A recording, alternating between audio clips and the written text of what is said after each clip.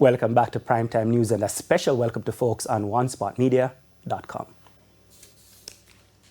First up this evening, a drug bust at one of the island's leading courier companies on Tuesday evening has intensified concerns about the use of legitimate shipping companies or channels to move illegal contraband. Now, Anthony Lugg has been following this story and now reports. The operation carried out at the Fedex facility along Halfway Tree Road has so far led to the seizure of 1 kilogram of cocaine and the arrest of 2 men. Superintendent Patricia Rowe is the director of the Firearms and Narcotics Investigation Division. This is the result of continuous investigation, continuous intelligence effort. Our operatives went to the location today and we were successful.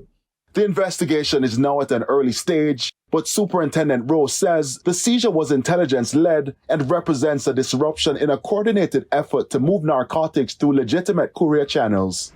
Now, the police believe the 2 men detained in Tuesday night's operation are part of a broader syndicate operating within the island. In fact, these men are using courier services to transport drugs out of the island. The director of FNID says it's an issue the security forces will be tackling full on.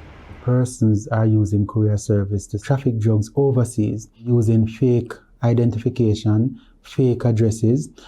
We have found that the barrier to ship is very low. The crackdown on illicit contraband is also exposing friction between investigators and some players in the courier industry.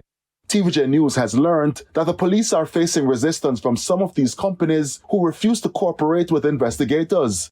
But according to Superintendent Rowe, FNID has jurisdiction to operate in Jamaica. We have jurisdiction to operate anywhere in any entity. We will not let resistance stop us from doing our work. We will be uncompromising. Wherever the drugs go, we will follow.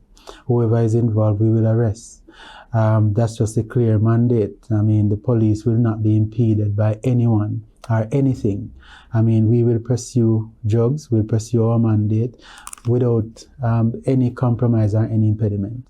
In the meantime, local authorities have been working with international partners in a number of transnational investigations. Since the start of the year, some 5 tons of cocaine has been seized overseas. These are drugs that are transshipped through Jamaica, in some instances originated in Jamaica. We are assisting our international partners with those investigations as well. We hope to see results in these investigations. We have a very good understanding of the trade. We have a very good understanding of the players, and we are pursuing them. Anthony Lugg, TVJ News.